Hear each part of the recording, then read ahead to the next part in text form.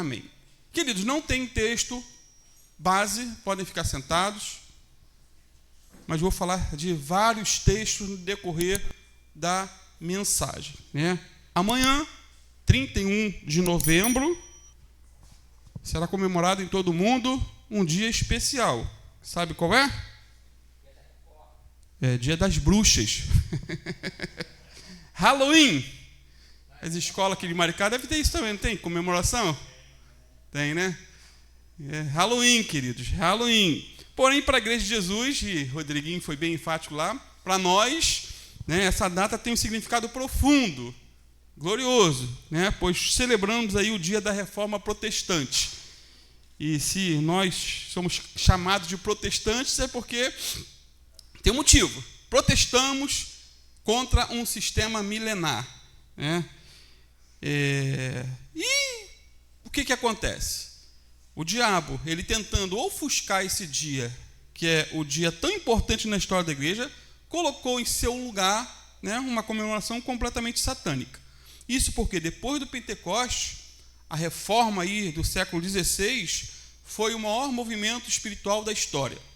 Um movimento espiritual tremendo. Esse movimento representou aí uma volta à Bíblia, representou uma volta ao ensino dos apóstolos e, por consequência, uma rejeição total a qualquer doutrina sem fundamento na Bíblia. Então, nós não aceitamos. Não está na Bíblia, não serve, não presta. Hoje mesmo, né, eu ouvi uma mensagem, um pastor falando que Timóteo ficou sendo discipulado por Paulo por 12 anos. Não está na Bíblia. Onde ele tirou isso? Se ele pelo menos falasse assim, né? A tradição diz não, ele afirmou. Não está na Bíblia. Não está na Bíblia. Então, querido, o dia 31 de outubro é um verdadeiro marco na história da fé cristã. Isso porque foi exatamente nesse dia e mês, no ano de 1517. Quem já estudou história aí, isso é história secular, conta isso, tá? 1517, que Martinho Lutero fixou nas portas da igreja de Wittenberg, né, as suas 95 teses contra as indulgências de um sacerdote romano chamado Tetzel. Bonito nome para botar no filho, não bota não. Naquela época era comum, queridos, colocar nas portas da igreja temas para debates acadêmicos, né, já que havia aí uma ligação muito estreita entre a igreja e a universidade. Portanto, as propostas para discussões eram colocadas na porta da igreja. Botava lá e depois entrava na faculdade e discutia o assunto. E o mais interessante é que Lutero fixou essas teses, né, um dia antes do feriado nacional. Um dia antes. Por quê? Porque no dia 1º de novembro seria celebrado o dia de todos os santos. Você seria comemorado. Todo crente é chamado de santo na Bíblia. Mas dentro do contexto católico ali, o dia de todos os santos, nós sabemos bem o que é. São Paulo, São Pedro, São João, Santo Expedito e vai embora. E era também aniversário da igreja. Ou seja, logo ao amanhecer, a igreja... Pode deixar, só baixar um pouquinho. Tá? Só diminuir, mas tá bom. Logo ao amanhecer, a igreja estaria lotada, porque seria feriado, dia de Todos os Santos e aniversário da igreja. Tudo junto. E à medida que o povo chegava, ele lia as teses de Lutero.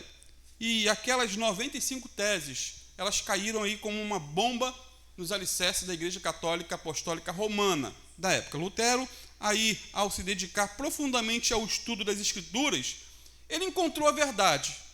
E quando alguém lê a Bíblia, queridos, com o coração aberto, desejoso de conhecer, ele encontra a verdade e ele não esconde para si mesmo. Ele quer divulgar, ele não guarda. E depois desse episódio, diz a história, o evangelho passou a ser pregado na língua do povo, pois antes só era pregado em latim. Imagine, Lutero era alemão. Na Alemanha, a missa era em latim, ninguém entendia bolufas. Eu já fui, né, católico, e eu ia para a igreja de São Pedro no Alcântara, ficava embaixo da caixa de som, tentando entender o que o padre Cipriano pregava, em latim. Falei, meu Deus, eu sou brasileiro. Eu tinha fome da Bíblia, estava lendo a Bíblia. E eu me protestei também contra a Igreja Católica no contexto da época. Então, queridos, Lutero traduziu a Bíblia, né, dos originais, grego e hebraico, para o alemão e colocou a Bíblia nas mãos do povo. Então, imagina, a Bíblia na mão do povo é problema para as heresias, seitas, né, comunismo e tantos outros ismos. E o sonho de Martinho Lutero era que cada criança, né, da Alemanha conhecesse mais de Bíblia do que os cardeais da época. E ele conseguiu esse feito. E mais, por toda a Alemanha cantavam-se hinos evangélicos e salmos, muitos dos quais escritos pelo próprio Martinho Lutero. Dentre esses, destaque-se aí o hino da Reforma que vamos cantar daqui a pouco. Castelo forte é o nosso Deus. Davizinho está com essa incumbência. Então, queridos, em apenas 30 anos, a igreja cristã na Alemanha havia sido completamente reformada. Algo que ninguém podia jamais esperar, mas que aconteceu. Tá? Eu cito Martinho Lutero, cito outros reformadores, como João Calvino, John Knox, Melanchthon e tantos outros. Cito, mas não para exaltá-los como eles fossem pessoas impecáveis. Não, todos eles eram pecadores como nós, falhos. Nenhum deles foi perfeito. Nenhum deles. E nos anos seguintes, né, outros homens de Deus deram continuidade a essa poderosa reforma na igreja. Agora, quais seriam os fundamentos ou os pilares desse movimento? Quais seriam? Ou melhor, quais os pontos em comum entre todas as igrejas ao longo dos séculos? O que havia, ou o que há, por exemplo, hoje, de semelhante entre igrejas batista, metodista, congregacionais, presbiteriana, igreja bíblica cristã, igreja aliança cristã, que eu preguei domingo lá na Pavuna? O que há de semelhante? A resposta está nos 5 solas. 5 solas. Vou explicar. Até porque não foi somente, né, Lutero quem formulou. Na verdade, não foi Lutero quem formulou os 5 solas como muita gente pensa. Não. Esses 5 solas foram desenvolvidos ao longo do tempo, em um processo cuidadoso, na qual historiadores e teólogos definiram as verdades que eram comuns a todos os crentes. Crente raiz. Todo crente raiz segue esses 5 solas. Tá? Repetindo, os 5 solas não tiveram origem em uma denominação específica, nem em um personagem histórico. Não foi originado em Lutero. Foram uma formulação teológica e histórica dos princípios fundamentais que regem toda a igreja genuinamente cristã, inclusive a Assembleia de Deus, a qual meu cunhado é frequentador, membro assíduo da Assembleia de Deus. E o outro dado interessante é que a palavra sola em latim significa somente. Amém? Sola em latim significa o quê? Somente. Quais seriam então esses 5 solas? Primeiro, sola escritura. Significa o quê? Somente a Bíblia.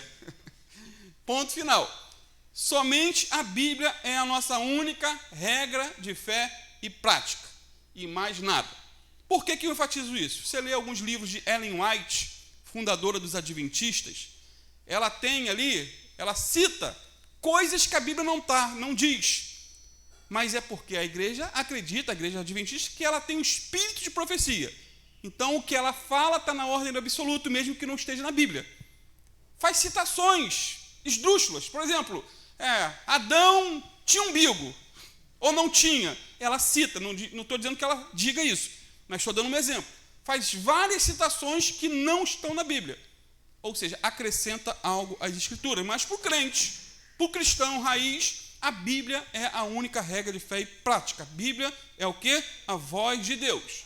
2 Timóteo 3, 16 e 17 diz assim: toda a Escritura é inspirada por Deus e útil para o ensino, para a repreensão, para a correção e para a instrução na justiça, para que o homem de Deus seja apto e plenamente preparado para toda boa obra. Então, resumindo, somos o povo de um só livro. Povo de um só livro. A Bíblia tem a palavra final para qualquer tipo de assunto. Ela é 100% inspirada por Deus e ela vai durar para sempre. Podemos ler bons livros, podemos, mas a Bíblia é o livro dos livros. Eu tenho aí incentivado os irmãos, né, a lerem bons livros. Tem que botar alguns na mão de Léo também. Léo, Tiago. Rodriguinho é um fominha de Bíblia, de livros. Pastor Marconi, toda semana dou um para ele também. Biana, outros irmãos. Podemos ler bons livros, que tem muitos autores bons, que são bênção. É só passar o filtro em tudo. Se você for um bom leitor de Bíblia, você não vai ter problema com outros tipos de livro. Porém, a Bíblia é completa. A Bíblia é inerrante, infalível, perfeita. Nada pode ser acrescentado e muito menos tirado da Bíblia. Você pode discordar de um livro.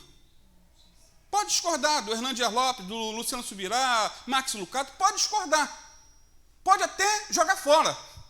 Eu já joguei livro fora. 30 anos atrás comprei um livro chamado Super Crente, de Paulo Romero, pastor Paulo Romero. E aquele livro foi uma bomba naquilo que eu cria. Eu era meio assim, da teologia da prosperidade. E ele falou mal de todos os personagens que eu gostava. E eu detestei o livro e joguei fora. Falei, caramba, joguei dinheiro fora. Hoje em dia é um dos pastores que eu mais gosto. Pastor Paulo Romero. É uma sumidade na pregação, na apologética. Então, muitas vezes nós discordamos de um livro. Mas você não pode discordar do livro, da palavra de Deus, da Bíblia Sagrada. Amém? A palavra de Deus dura para sempre. Ela é perfeita, completa e infalível. Em uma das confissões da fé, de fé da história, diz o seguinte, olha que declaração de fé impressionante. Nada deve ser colocado acima da Bíblia, nem a antiguidade, nem os costumes, nem a multidão, nem a sabedoria humana, nem pensamentos ou leis, nem visões, milagres ou decisões de concílios devem se sobrepor à palavra de Deus.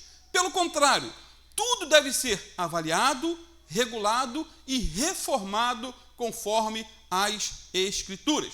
Portanto, a Bíblia, repito, é sempre atual, viva, vibrante, perfeita. Se tiver que duvidar, duvide de você, não da palavra. Ah, pastor, isso aqui eu não concordo. Cuidado.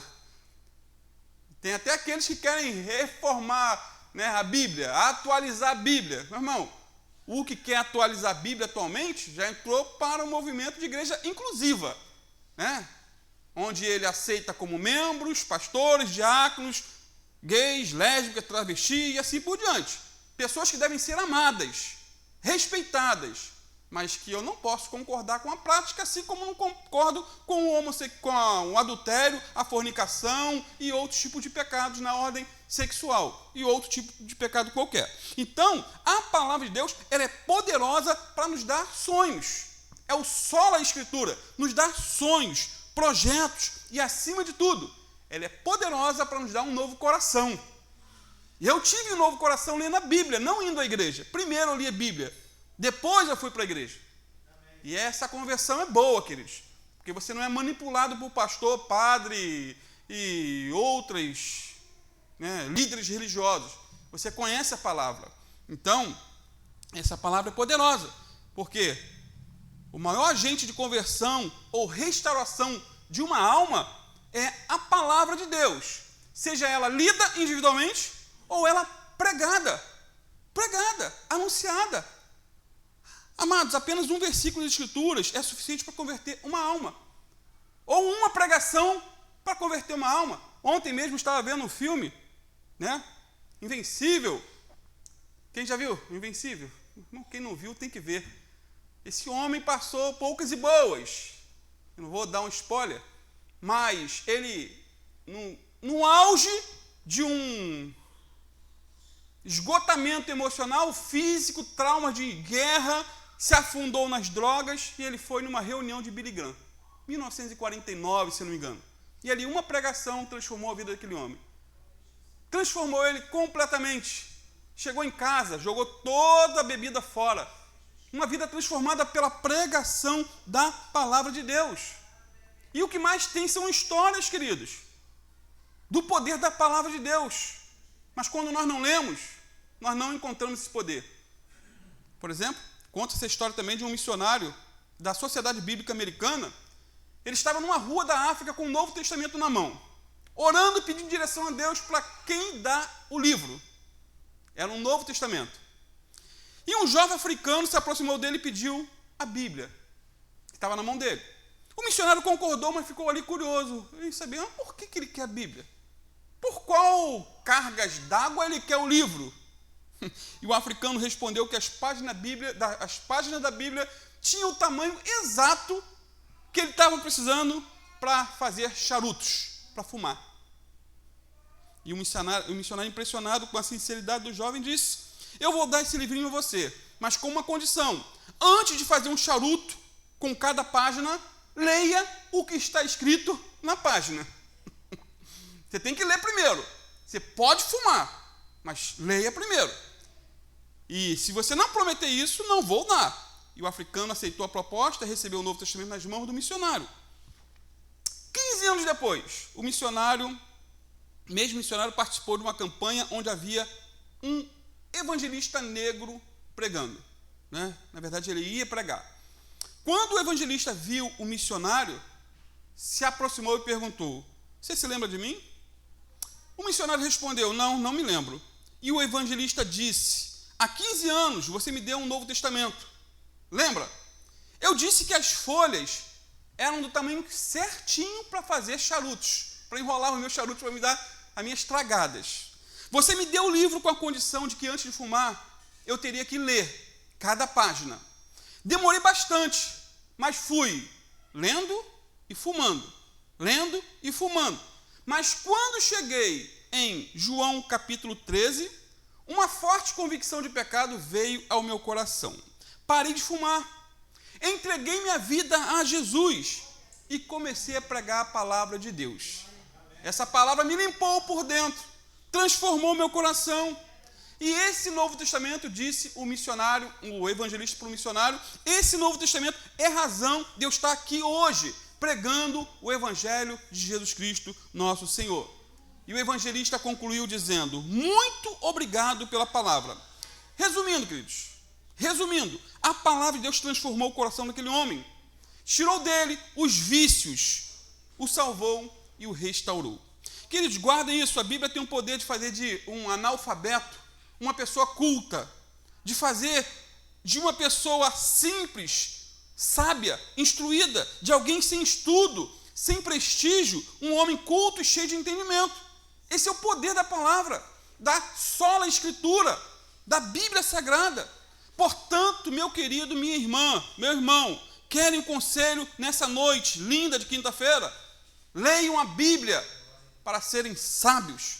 Creiam na Bíblia para serem salvos. Pratiquem a Bíblia para serem santos, em nome de Jesus. Mas a verdade é, queridos, que muitos não conhecem o livro santo. Não conhecem. O analfabetismo bíblico tem crescido assustadoramente em nosso meio. Nunca se teve tantas facilidades para ter a Bíblia na mão. Com o celular, como preguei semana passada, né, a tecnologia na nossa mão, você pode ter todas as versões que você quiser, comentários bíblicos dentro do celular, tudo no celular. Mas a facilidade, infelizmente, torna muitas pessoas mais preguiçosas ainda. Existem milhares de analfabetos de Bíblia no arraial de Deus. Há algum tempo atrás foi feito um estudo em uma cidade americana para descobrir o quanto as pessoas conheciam de Bíblia. Um estudo. Muitas igrejas participaram, trouxeram seus representantes. Total, 227 pessoas participaram dessas perguntas. E os professores fizeram 10 perguntas simples sobre a Bíblia. Por exemplo, quantos livros a Bíblia tem? Quantos no Antigo Testamento? Quantos no Novo? Quando aconteceu a conversão de Paulo? Antes ou depois da ressurreição de Jesus? Qual era a nacionalidade de Jesus Cristo? De onde ele era? Onde está a parábola do filho pródigo? No Antigo Testamento ou no Novo Testamento? Pergunta básica: qual é o primeiro livro da Bíblia? Quando o Antigo Testamento foi escrito? antes ou depois de Cristo? Quantos evangelhos existem e onde estão? No Antigo ou no Novo Testamento? Os evangelhos. Diga o nome de um rei de Israel e quanto tempo ele reinou. Diga o nome de um discípulo de Jesus. E por último, depois de quantos dias Jesus ressuscitou? As respostas foram as mais loucas.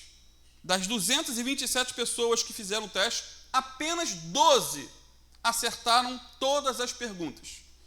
E o resultado foi: 18 não sabiam quantos livros a Bíblia tem, nem quantos há no Antigo e quantos há no Novo. 30 disseram que Paulo se converteu antes da ressurreição de Cristo. 31 pessoas não sabiam a nacionalidade de Jesus. 4 disseram que ele era grego. E outros 4 disseram que ele era de nacionalidade nazarena. Nem existe isso. 34 disseram que a parábola do filho pródigo estava no Antigo Testamento. 8 não sabiam qual era o primeiro livro da Bíblia. Gente, é o básico, Gênesis. 25 disseram que o Antigo Testamento foi escrito depois de Jesus. 2 não sabiam quantos evangelhos existem e um disse que estava no Antigo Testamento. 35 não souberam citar um rei de Israel. Alguns até disseram, na chutada, né? Faraó. E outro dizendo que era Nabucodonosor, um dos reis de Israel. 27 não souberam citar um discípulo de Cristo. E alguns até responderam, Elias ou Eliseu. 5 não sabiam depois de quantos dias Jesus ressuscitou. Que quadro triste, queridos. Será que se fizéssemos essa mesma pesquisa hoje, aqui à noite, a resposta seria melhor ou pior? Então, esse foi o primeiro sola. Qual foi o primeiro sola? Somente as Escrituras é a única regra de fé e prática. Segundo, sola Christus, ou seja, somente Jesus tem o monopólio da salvação e mais ninguém. Sola Cristo, somente Jesus. Vou ler 3 textos, queridos, para fixar. Atos 4:12. Pedro disse o seguinte acerca de Jesus: não há salvação em nenhum outro, pois debaixo do céu não há nenhum outro nome dado aos homens pela qual devamos ser salvos. 1 Coríntios 3:11. Porque ninguém pode colocar outro alicerce ou outro fundamento além do que já está posto, que é Jesus Cristo. 1 Timóteo 2, 5 e 6. Pois há um só Deus e um só mediador entre Deus e os homens, o homem Cristo Jesus, o qual se entregou a si mesmo como resgate por todos. Esse foi o testemunho dado em seu próprio tempo. Amados, uma das principais marcas de uma seita é o exclusivismo. Uma das principais marcas de uma seita é o exclusivismo. Explico. Quando uma instituição religiosa, uma igreja, uma pessoa diz ter o monopólio da salvação, ela já entrou por um caminho perigoso de exclusivismo. Já se tornou uma seita diabólica. Isso porque o slogan das seitas é: fora da organização não existe salvação. Se você não é da Testemunha de Jeová, você está perdido.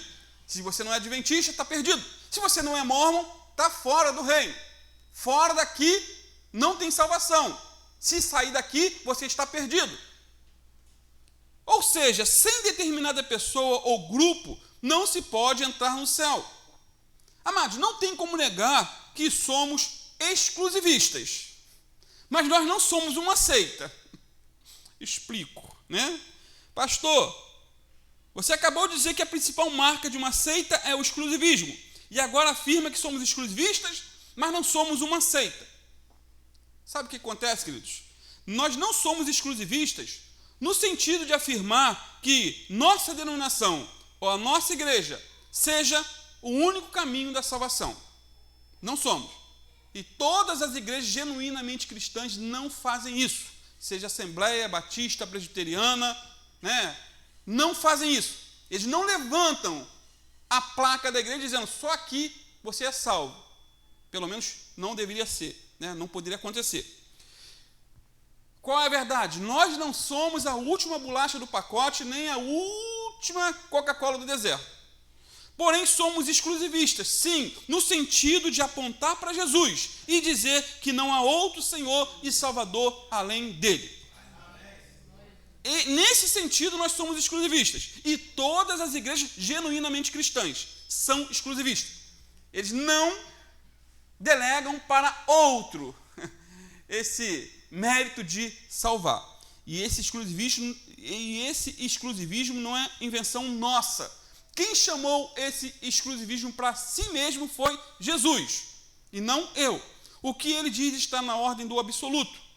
Até porque as 7 declarações do Senhor, o eu sou, no Evangelho de João, deixa isso bem claro. Vou lê-los. João 3,35. Olha o que Jesus disse. Eu sou o pão da vida. Aquele que vem a mim não terá fome. Quem crê em mim jamais terá sede. João 8,12. Eu sou a luz do mundo. Quem me segue não andará em trevas, mas terá a luz da vida. Amém. Forte, né? João 10,9. Eu sou a porta. Se alguém entrar por mim, será salvo. Entrará e sairá e encontrará pastagens. João 10,11. Eu sou o bom pastor. O bom pastor dá a vida por suas ovelhas. João 11, 25 e 26. Eu sou a ressurreição e a vida. Quem crê em mim, ainda que esteja morto, viverá. E todo aquele que vive e crê em mim, nunca morrerá. Crê tu nisso? Eu creio. João 14, 6. Eu sou o caminho, a verdade e a vida. Ninguém vai ao Pai a não ser por mim. Jesus está sendo exclusivista ao extremo. Não adianta, não, só eu e mais ninguém. Ou ele era maluco, ou ele era Deus. Eu prefiro a segunda opção. João 15, 1. Eu sou a videira verdadeira e meu pai é o agricultor. Portanto, amados, como o pão da vida, só ele nos alimenta, só ele nos satisfaz. Como luz do mundo, só ele nos guia em segurança pelas estradas sombrias da vida, que muitas vezes enfrentamos no nosso dia a dia. Como porta, só podemos entrar por ele para sermos salvos. Como bom pastor, só ele deu sua vida por nós. Como a ressurreição é a vida, só ele irá nos ressuscitar no último dia. Ele disse, eu sou a ressurreição, eu sou a vida. Como o caminho, a verdade e a vida, só ele nos reconcilia com o Pai. Como a videira verdadeira, só com ele podemos dar frutos para a glória de Deus. Repito então o que eu sempre digo, igreja não salva, pastor não salva, Tiago, Pedro, João não salvam. Só Jesus é o único Senhor e Salvador. Amém, queridos? Eu vou agora para mais um sola. Mais um sola. Qual será? Sola gratia. Ou seja, somente a graça de Deus é a fonte da nossa salvação. Somente a graça. Somente. Vou ler mais 3 versículos. O bom é que a mensagem está gravada e depois se confere todos eles. E ouça a mensagem de novo. Efésios 2:8, parte A. Pois vocês são salvos pela graça. Só essa parte. Tito 2:11. Porque a graça de Deus se manifestou, trazendo salvação a todos os homens. Atos 15:11. No concílio lá de Jerusalém. Foi bater o martelo, dizendo, cremos que somos salvos pela graça de nosso Senhor Jesus, assim como eles também. Ou seja, nós judeus somos salvos pela graça, assim como os gentios, como a gentalha. Somos nós a gentalha, tá? Eles diziam que nós somos a gentalha, gentalha. Mas somos salvos pela graça como os judeus. Amados, o significado básico da palavra graça é favor imerecido. É algo que não podemos ganhar ou merecer. É dado livremente por Deus. No contexto de salvação, indica que a reconciliação com Deus e a vida eterna não vem por meio de obras, mas pelo favor, pela misericórdia do Senhor. Ou seja, graça significa que Deus dá o primeiro passo para nos socorrer. Isso é graça, é favor. Não porque mereçamos, mas porque Ele nos amou. Simplesmente assim. Deus prova seu próprio amor para conosco, Romanos 5:8. pelo fato de Cristo Jesus ter morrido por nós, mesmo sendo nós ainda pecadores. Viemos agora ouvindo uma mensagem abençoada do Augusto Nicodemos sobre esse versículo. É graça, favor. Graça é favor imerecido. É amor primário, é misericórdia divina. Graça é Deus dando ao homem o que ele não merece. Salvação, ele merece o inferno. Mas o Senhor nos deu salvação por graça. Graça é o amor de Deus sendo direcionado ao homem culpado.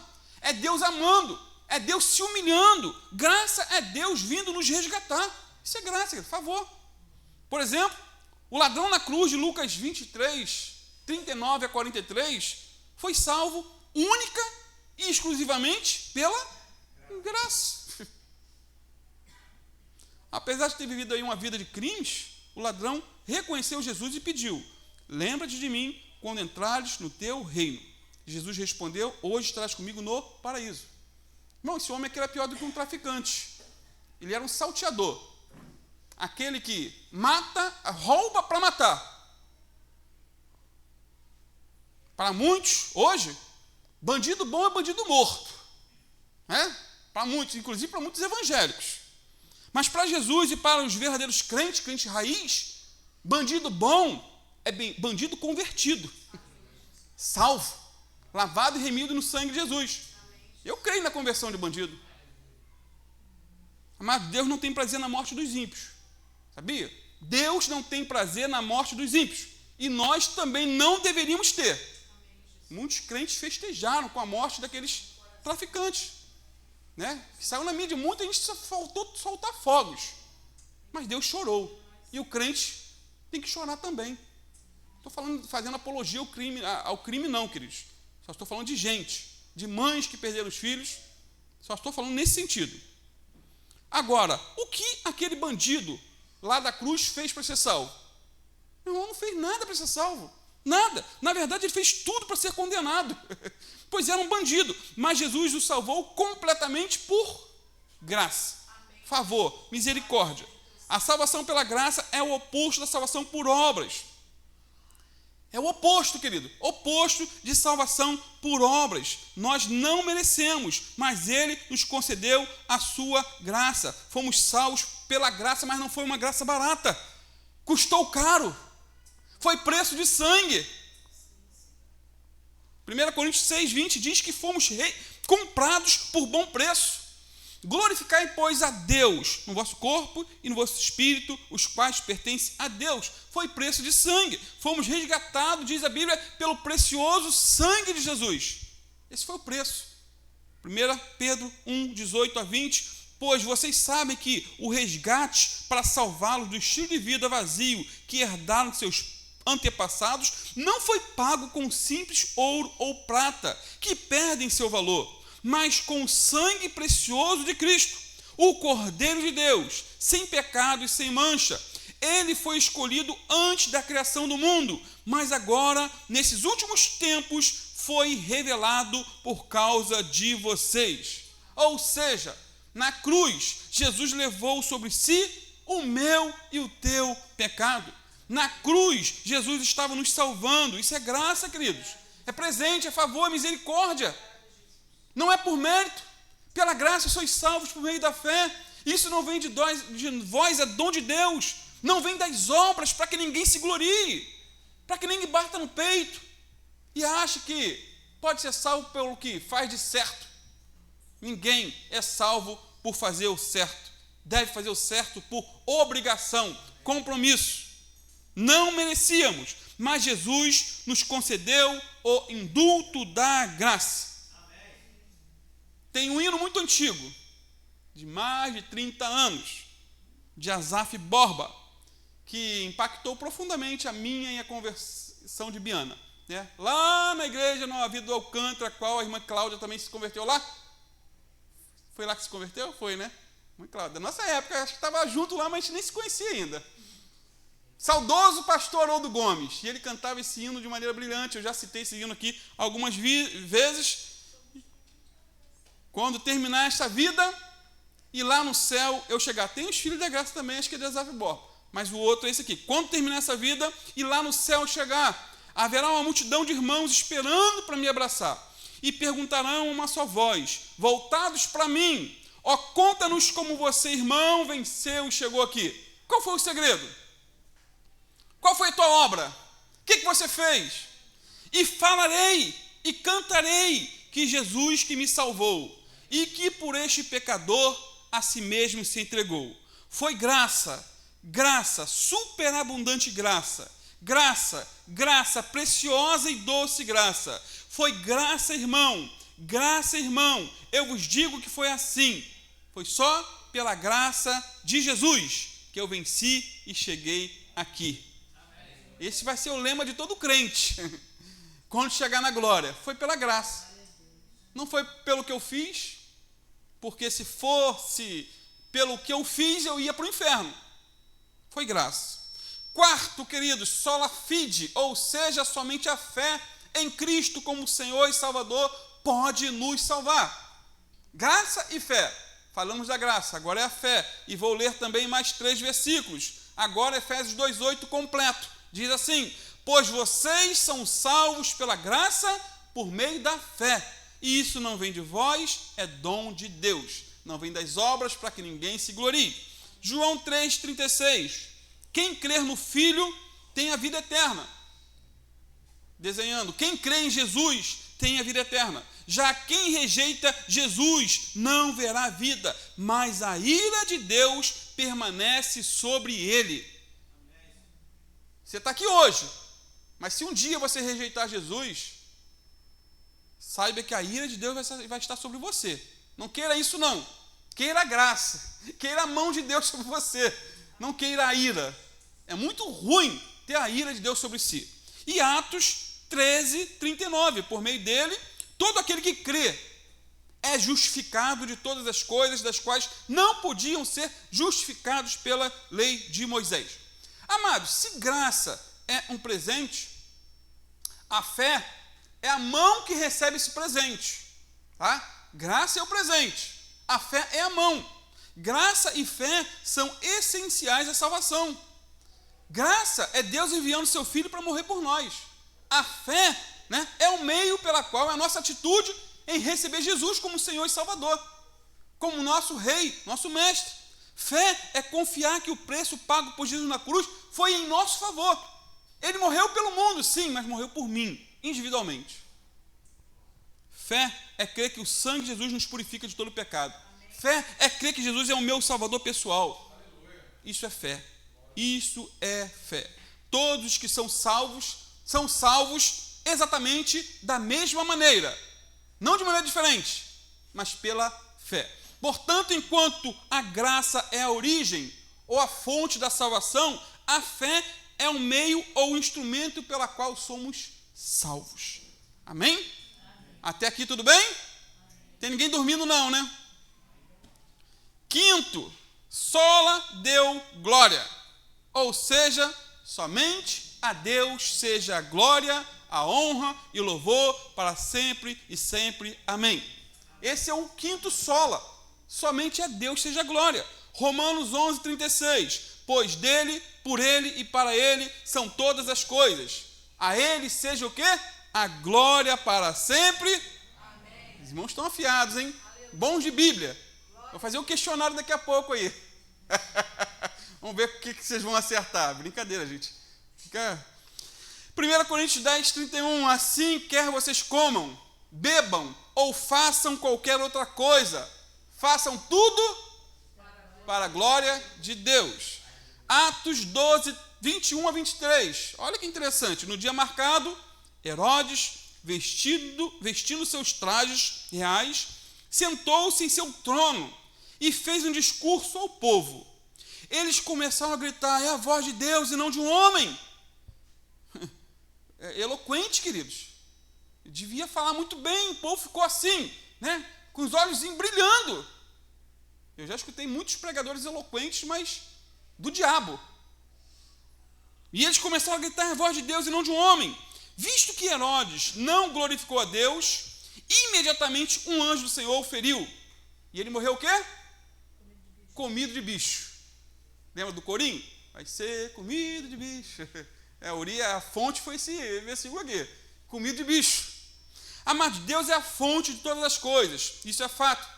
Todas as coisas procedem de Deus. Ele é o Criador e o agente por meio de quem todas as coisas subsistem e são direcionadas à sua devida finalidade. Deus é o alfa, o ômega, o início e o fim, primeiro e último. A Ele, somente a Ele, devemos tributar toda a glória. Amém. Para sempre e sempre. Amém. Sendo assim, temos que ter o cuidado de que até nas pequenas coisas da vida, dar glória a Deus. Em tudo, dai glória e dai graças. Fez uma comida gostosa, igual aquela da irmã Zilda, né? Da irmã Cláudia, da irmã Seição. Fez uma comida gostosa? Glória a Deus por isso. Agora tem os homens aí que cozinham bem também. Né, Bill? De vez em quando faz alguma coisa gostosa. Glória a Deus. Quem não gosta de receber um elogio e depois faz a comida? Léo, né, quando faz lá aquele churrasco de sambiqueira lá, fica doidinho para receber elogio. Cuidado, glória a Deus. Glória a Deus. Fez um serviço com excelência na casa de um cliente, glória a Deus. Foi elogiado no trabalho, ou na empresa, né, ou na escola, glória a Deus. Passou na prova do Detran, glória a Deus. Porque pedreira para alguns. Quantos ficam em 5, 6 vezes tentando? Foi promovido na empresa, glória a Deus. Se não tivermos, queridos, o hábito de dar glória a Deus por tudo, corremos o risco, um risco sério, de nos perder espiritualmente. Lembra de Herodes Agripa I, o que nós lemos agora? Ele era rei e fez um discurso empolgante.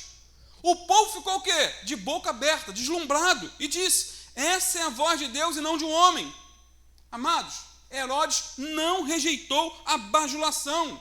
Ele aceitou no coração que ele era um Deus, exaltou-se a si mesmo. E o resultado foi trágico, terrível. Segundo aí, Atos 12, 23, no mesmo instante, um anjo do Senhor o feriu, porque ele não deu glória a Deus e comida de bichos expirou.